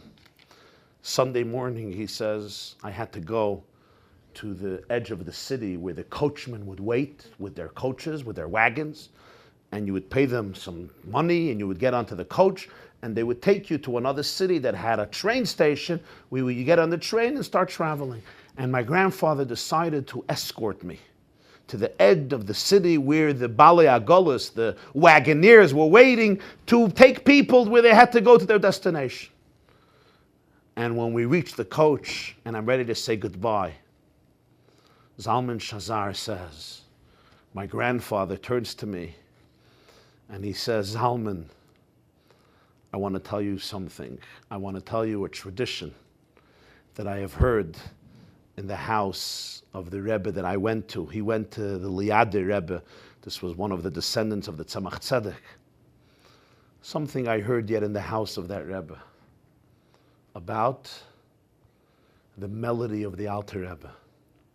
One of the most famous Hasidic melodies is the melody that was composed by the Alter Rebbe, Rabbi Shneir Zalman of Liadi, the author of the Tanya, the founder of Chabad. It's known as the Nigan Dalet Baba, is the melody of 4 stanzas, and it corresponds to the 4 cosmic spiritual worlds of Atzilus, Bria, Yetzirah, Asiya, the world of intimacy with God, the world of creation, formation, and action, implementation. It's 4 states of consciousness. One of the most central doctrines of Kabbalah and Hasidism. And the song of the Alter Rebbe corresponds to these 4 worlds. And my grandfather tells me, he says, Shnei Zalman, I want to tell you something. There are 3 types of songs in the world. There's a song that you heard, you liked, you loved, you sang it many times, you always knew it, and there comes a point you want to sing it, but the song is not coming to you. You want to remember the song, but it's not coming to you. It just eludes you, and as much as you try, give me the niggin, give me the melody, it's not coming to you, it's gone. There's another type of song. It doesn't stop coming into your brain. Like a mosquito. There's a song that just, it's like a broken, what we used to say a broken record. Today you have to say a scratched CD. And it just keeps on repeating itself. The song just fills your brain. You want to get rid of it, but you can't get rid of it. It's just always playing in your brain and you don't want it. And then there's a third melody, a third type of melody. He's telling his grandson, the third type of melody, whenever you need it, it's there for you. Whenever you need that song to give you entertainment, to give you pleasure, to give you delight, to give you depth, to give spirit and richness to your life, the song is waiting for you. It doesn't disappear from you and it doesn't bother you. It's there waiting for when you need it. And we heard from Hasidim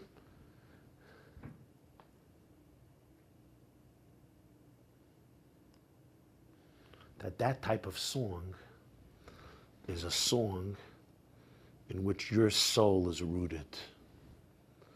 Your Shoirish HaNeshama is in that song. And that's why it's always there for you.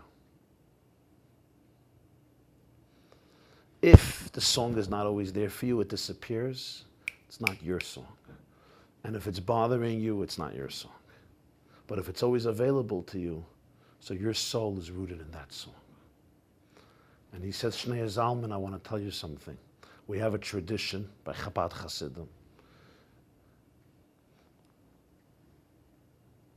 that the source, the root of every soul of a Chabad Chassid is rooted in the song of the Alter Rebbe.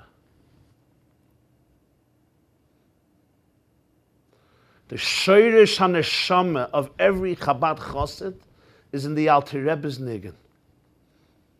If it's a Chabad Chassid, so he's connected to the Alter Rebbe, the founder of Chabad, so his soul or her soul is somehow organically rooted in the melody of the Alter Rebbe, because every soul has a melody. Every soul is rooted in a melody. And his soul is rooted in the Alter Rebbe's melody.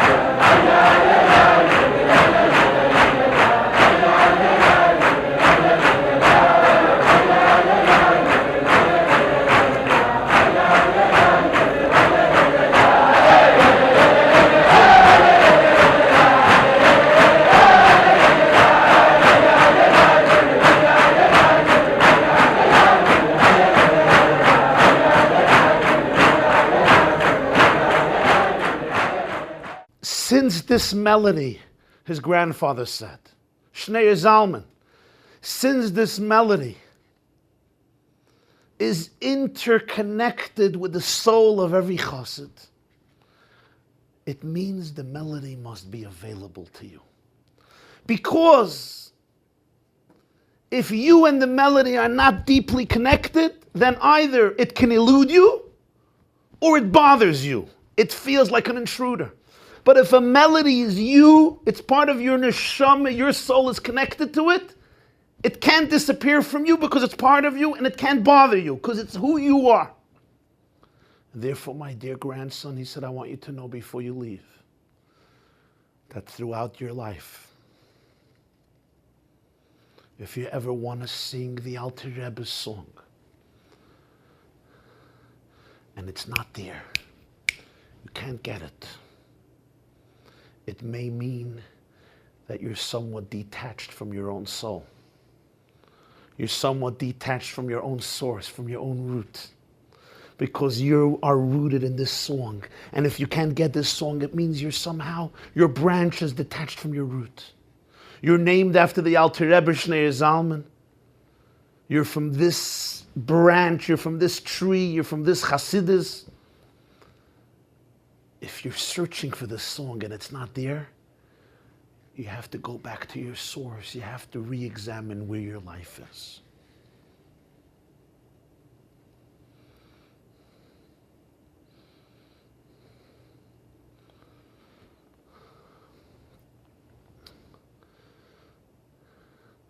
Zalman Shazar continues the story in his book. He said, my grandfather, who was a halachic Jew, and the Talmud says, you don't say goodbye only from a discussion in Jewish law. He asked me a question in Rambam Hilchis Trumais, in Maimonides, the laws of tithing which apply to Israel.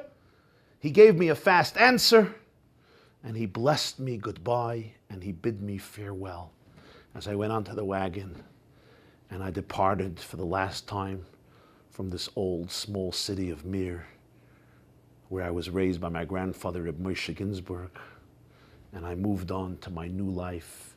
He was one of the Chalutzim who went to the New Palestine and was part of building the Yishuv in an environment that was somewhat alien from tradition and religion. And he says a few months later, I received notice that my grandfather from the Mir passed on.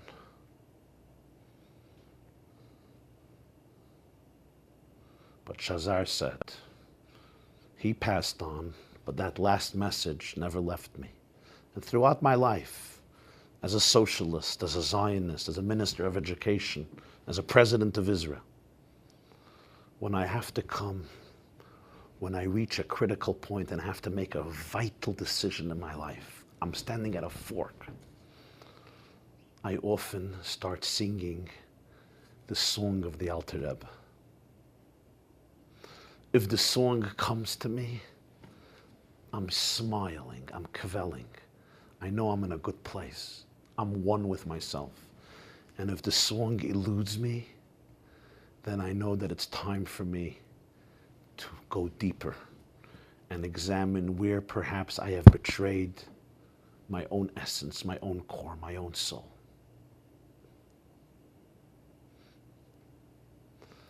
And when I read this story, I realized that I once read a letter from the Lubavitcher Rebbe to Shazar in 1968.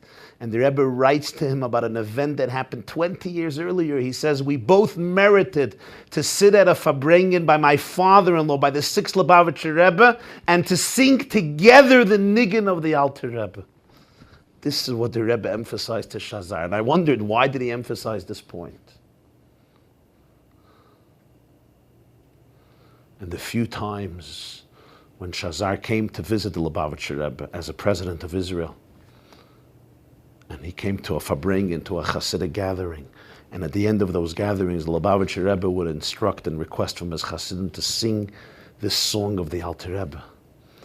The ecstasy and the emotions on the face, the body language of President Shazar were palpable, were very evident, but very few people knew what was behind those emotions.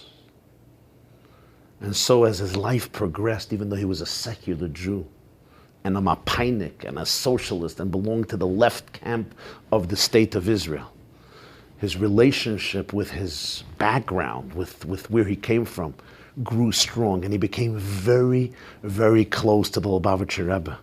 Once at a Fabring in Tamuz, the 12th of Tamuz, 1973, it was the last era of his presidency. He sat throughout the entire Fabringen and just melted. He melted away in the melodies and in the talks and in the conversations.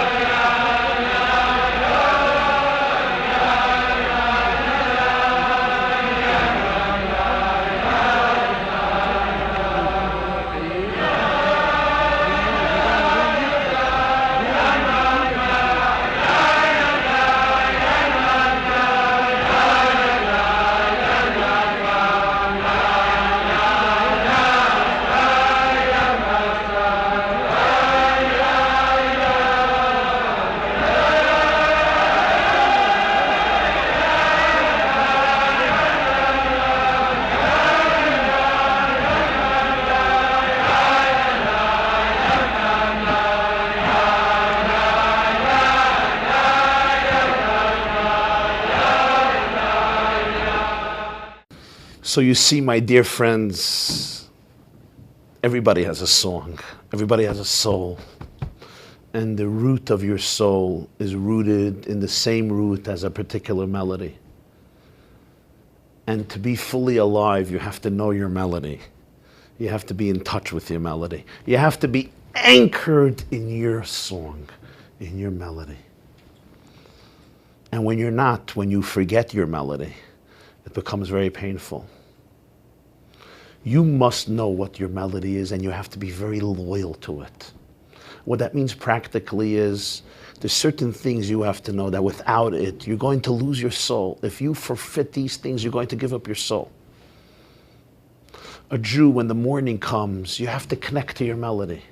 A Jew wakes up in the morning, you need to spend some time with your neshama, with your soul. You need to connect to your melody in prayer, in study, in meditation, in doing a mitzvah, putting on tefillin. Spending some time with the creator of the world, with your own essence, with your own consciousness. When you're anchored in your scales, when you're anchored in your roots, in your essence, in your faith, in your heritage, then you can be ambitious. Then you can develop fins and swim through large, large territories. And the more the scales, the more the fins. There's a beautiful, insightful manuscript or journal that the Lubavitcher Rebbe once wrote in his private journals that I mentioned earlier. Some of those journals, he explains ideas in science and mathematics according to Kabbalah. Explains the spirituality of certain ideas in science. And in one of them, he discusses that mathematical concept known as the pi, which basically teaches that a circumference, the circumference of a circle, is approximately 6 times the amount of the radius, right? The radius is that space between the center of the circle, the center inside the circle, and the outer circumference of the circle. We have the diameter. So the famous Mishnah in Tractate Eruvin says that the circumference is approximately 3 times the diameter. The diameter is the entire width of the circle. And the radius is half of that. The radius is the space between the center of the circle and the edge of the circle, the circumference. So the circumference of the circle, this is the circumference, is always approximately 6 times the amount, the radius, which is the space from the center of the circle till the circumference. That's a principle that everybody who has studied knows. And we can't get the exact number, which is a well-known fact, and Maimonides already discusses it in his commentary on Mishnayos and Tractate Eruvin. But in this particular manuscript, the Lubavitcher Rebbe explains the spiritual idea behind it. And he says the week, time and space are very interrelated. So just as we have this truth in space, it's also true in time. The week is comprised of a 7-day period, 6 days of work and 1 day Shabbos. Shabbos is the center of the circle. It's that spaceless, timeless time. It's an island in time. It's a transcendental oasis, a transcendental cocoon. It's the scales of the Jew in which you retreat into the essences of a day in which today I would say you shut your BlackBerry and it's a BlackBerry. It's a wonderful experience, or iPhone or iPad or laptop, whatever it is. And you go into yourself. You spend time with yourself, with your spouse, with your children, with your community, with your God, with your soul, with your loved ones. And anybody who does it knows how vital it is. I know when Friday night comes, with vengeance, I shut down my computer and my cell phone that have driven me mad often throughout the week. Right? Some things you can't live with them and you can't live without them. So Shabbos is a blessing, and the only reason we do it on Shabbos is because it's etched. It's etched in tradition. It's what God wants. If it's just a voluntary thing, if you'll decide once a week, voluntarily, I'm going to shut my cell phone, there'll always be an important call. There'll always be an important email. But when you know it's Shabbos, this is what Hashem wants, it's Shabbos, the world stops. Then there's more chances that you're going to retain it, you're going to keep it. So Shabbos can't just be a cultural thing, a traditional thing. It's nice, but the power of Shabbos, for those who keep Shabbos, is that power is rooted in an absolute source. This is what God wants from you. So Shabbos is the center of the circle. The 6 days of the week are the circumference of the circle. And that's the meaning that the space of the radius between the center of the circle and the circumference is multiplied 6 times in the circumference, which surrounds that essence of Shabbos. That's 6 times the radius, which are the 6 days of the week. But here's the catch. The smaller the distance of the radius of this between the center of the circle and the circumference, the smaller the circumference. The larger the distance between the center of the circle and its outer surface, its circumference, the larger the circumference. Which means the closer the proximity between Shabbos and the days of the week, the less scattered we are. It's more concentrated, it's more focused. The greater the distance between Shabbos and the days of the week, the more scattered we are. Shabbos is our anchor. Shabbos is our melody. The more you're rooted in Shabbos, the more your fins are focused and therefore more effective and more powerful. The less I'm rooted in Shabbos, the more distant from Shabbos, then sometimes I'm all over the place because I have fins and I don't have scales. So to be a Jew is to know your song. And at those crucial times in your life, you can always sing that song. And it's there for you, it's available to you. Because it's your melody.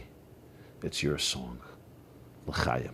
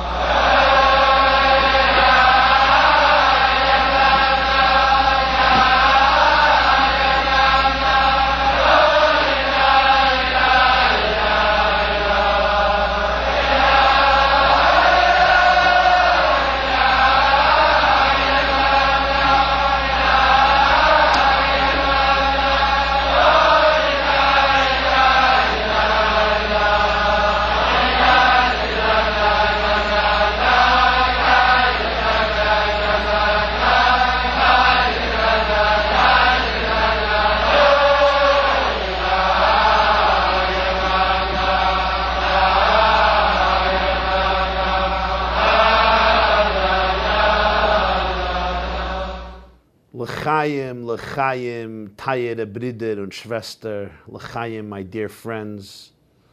L'chaim v'levracha. Let's bless each other with all of the blessings of health and happiness and prosperity for all of us, for the entire Jewish people, for all good human beings around the world. May we experience only peace and health and excessive blessings and redemption. L'chaim, l'chaim.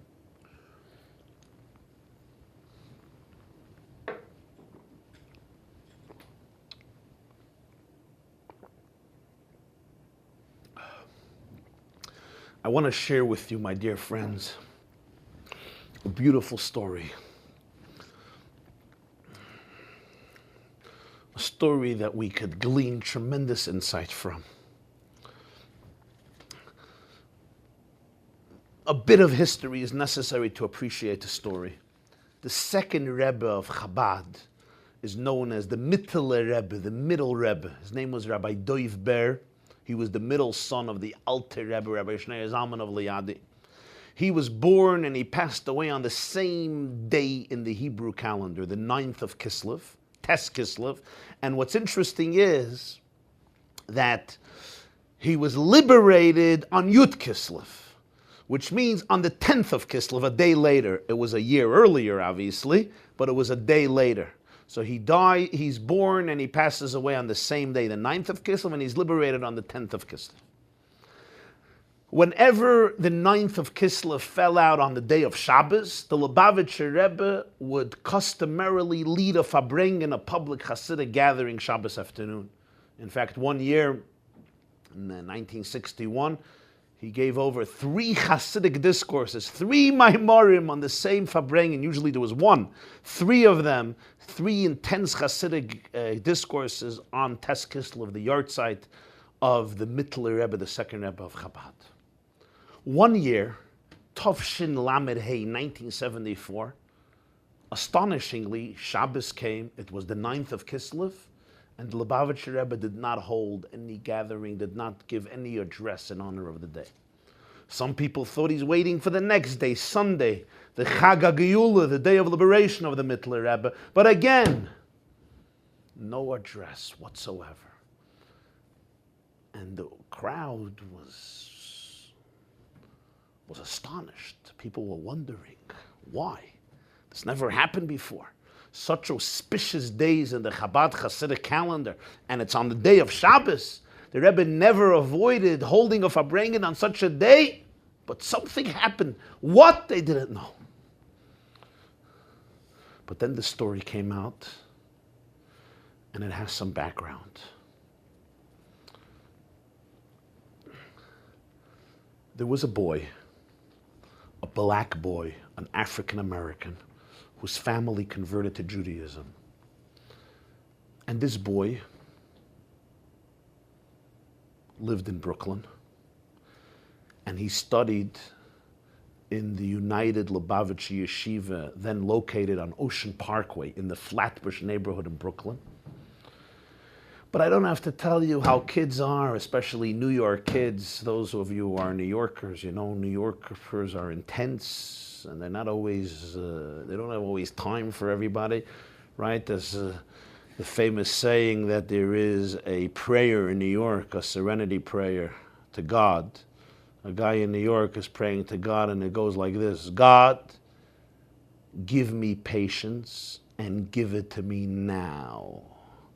Or as they say in New York, you can get a ticket for double parking when you're traveling 50 miles per hour. So the kids in the class were not very nice to him. You know, there's always bullies, and they pick on kids, and they bully kids, unfortunately. And this kid came from a different background, and from a different type of family, and for different experiences. And they bothered him. They bothered him. His mother wrote a letter to the Lubavitcher Rebbe about the situation. The Rebbe responded to her that this is the responsibility of the Hanhola, of the leadership of the school, the principal, the teachers. She should meet them and tell them what's going on, and they should correct it.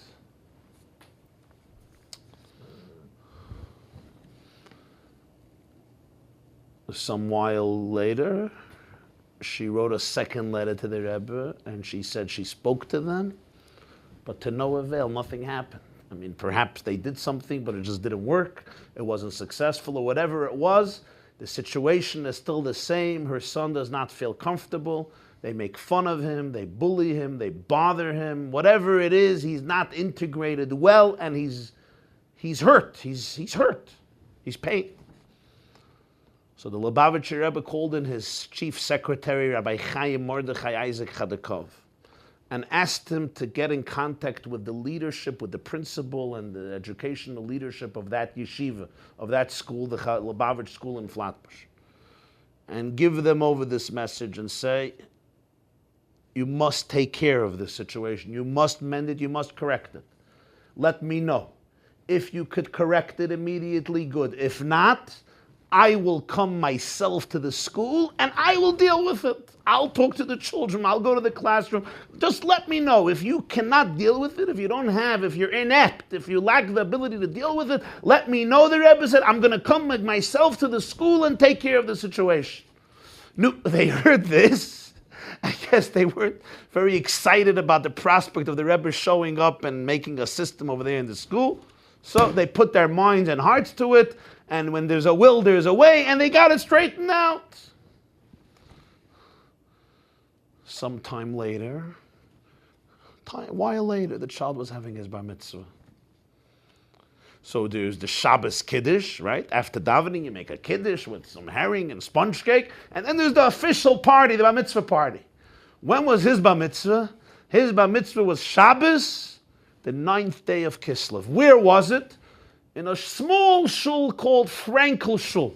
For those who know the geography of Brooklyn and Crown Heights, Frankel Shul is a synagogue, a shul on President Street between Utica and Rochester. That's a very, very, very remote location in Crown Heights. The shul was called the Frankel Shul because of its leader, Rabbi Frankel, of blessed memory. And I should mention that his wife, Rebbetzin Frankel, just passed away recently. His wife, a very elderly woman, Rebbetzin Frankel. Small shul, very, very remote. And that's where the Kiddush was. So the Lubavitcher Rebbe told his secretary, Rabbi Chadakov, he said, I'm not going to make a Farbrengen this Shabbos. Why? It may be that somebody who's at the Kiddush of the Bar Mitzvah will leave early in order to attend my gathering in 770 Eastern Parkway. Or somebody who would have come to the Kiddush might not show up because he wants to come to the Farbrengen, and his child suffered enough. There's not going to be any Farbrengen today. Even though, you have to understand, Frankel Shul was a small shul. It was very far. Many of the people who prayed there didn't come. Some did, but many did not come to the Farbrengen. And the Kiddush happened right after davening, and the Farbrengen of the Rebbe was 1:30 p.m. But there may be somebody, one or two people who won't show up, or who would have stayed an extra half an hour and did not because they want to come to the Lubavitcher Rebbe's address. I'm not making a Farbrengen. Sunday is the official bar mitzvah, even though the bar mitzvah is early in the evening, and the Rebbe's gatherings would begin at 9:30 p.m. But again, somebody who would have stayed may leave early, and somebody may not show up. The child endured enough agony in his life. I'm not making a Farbrengen. And that year, there was no address of the Rebbe, not on the 9th of Kislev, not on the 10th of Kislev. Now, I want you to think a moment about the story. The day of the birthday and the passing and the liberation of the Mittler Rebbe are essential celebrations and days of commemoration among Chabad Hasidim. The Mittler Rebbe was the son of the Alter Rebbe, the second Rebbe of the dynasty of Chabad.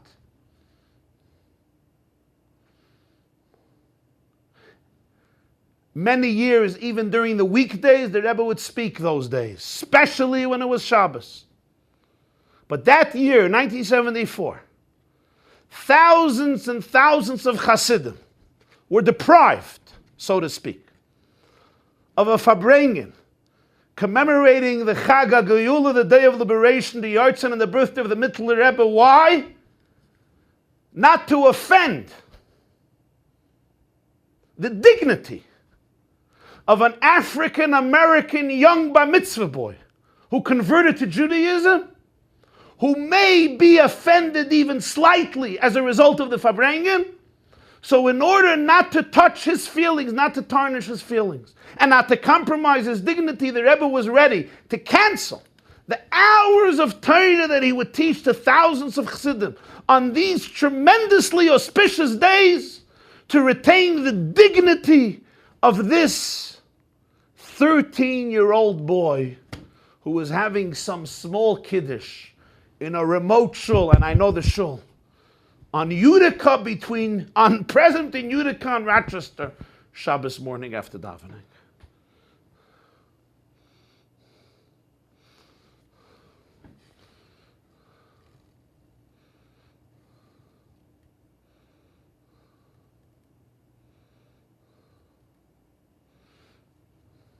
Thousands of Chassidim learning and Farbrengen and being inspired by the Rebbe.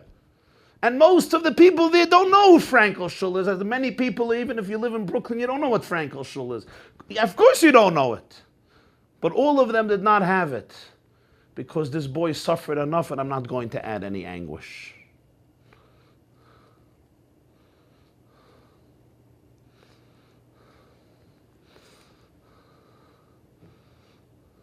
Which reminds me of another episode.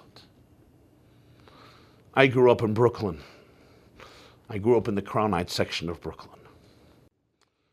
There was a man from Israel who would come visit every year.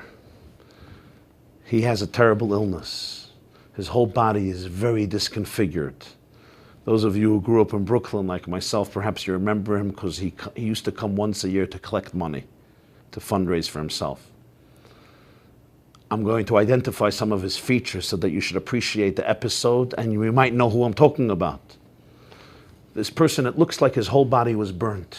He's blind and his lips are inflated and his entire body is disconfigured. His cheeks are inflated, his lips are inflated. I remember as a young child, it was very scary for me. I would run away, I would cross the street. It was very scary to look at him because of a terrible illness that he has.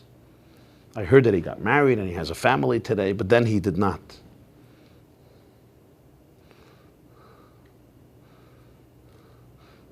The Lubavitcher Rebbe would come out 3:15 every afternoon to daven mincha with the crowd. This was, if you're familiar with 770 Eastern Parkway, upstairs is a small shul, it's called a zal, and he would come in there, sit on the bench by a table and daven. After Kedusha, by the repetition of the Amidah, Chazar Sashatz, he would sit down and face the crowd. And every day, the Rebbe always had the same, he would do the same gesture. Right after Kedusha, he would sit down on the bench, facing the crowd, and he would place his hand on his forehead like this, and look in the prayer book like this. I mean, I saw this many, many times. He would sit like this, and look in the Siddur, and follow the repetition of the Amidah, until its conclusion. Moedim, he would stand up, do Moedim. Every single day. One day, the Rebbe comes in, sits down for mincha, and his hand stays down. He doesn't pick up his hand on his forehead. Something he's been doing for years and years, I believe for decades. I saw it for many years, probably for decades. Sat like this, he's not doing it. Next day, yes, and then the next day, not. And for a few weeks, it was on and off. Some days he did it, some days he didn't do it. And, the people, the students who were there, who would like, to follow the Rebbe and scrutinize his public gestures, were wondering what happened, why sometimes yes, sometimes not. He's always doing it. He always had his hand on his forehead. That's how he would follow the repetition of the Amidah every day by Mincha, every single day. What happened? What was the difference? So one of the students decided he has to figure this out. He asked one of the secretaries who did not know, he dismissed it. He dismissed the question. He has to figure it out. Why is the Rebbe not going like this? Maybe is there something he wants to see? And then he noticed a pattern. It's hard to say if this was the reason, but it's a speculation, but I think it may be an accurate speculation. He noticed a pattern. I mentioned to you this person, this wounded veteran who had a very bad disease with very inflated lips, and it was very difficult to look at him. And he noticed that whenever he was in the room for mincha, the Rebbe would not put his hand on his forehead. Perhaps not to give the impression that maybe he's putting his hand on his forehead because it's difficult to look at this person. Whenever he was not in his room, he went back to his regular custom. Both of these episodes have the same theme, and they teach us something very profound, and that is the vital need to be sensitive to the dignity and respect of another person's heart and another person's soul. Because it's this type of respect that can either build a person and allow them to live a successful, productive, meaningful life, or sometimes, God forbid, denigrate a person, destroy a person.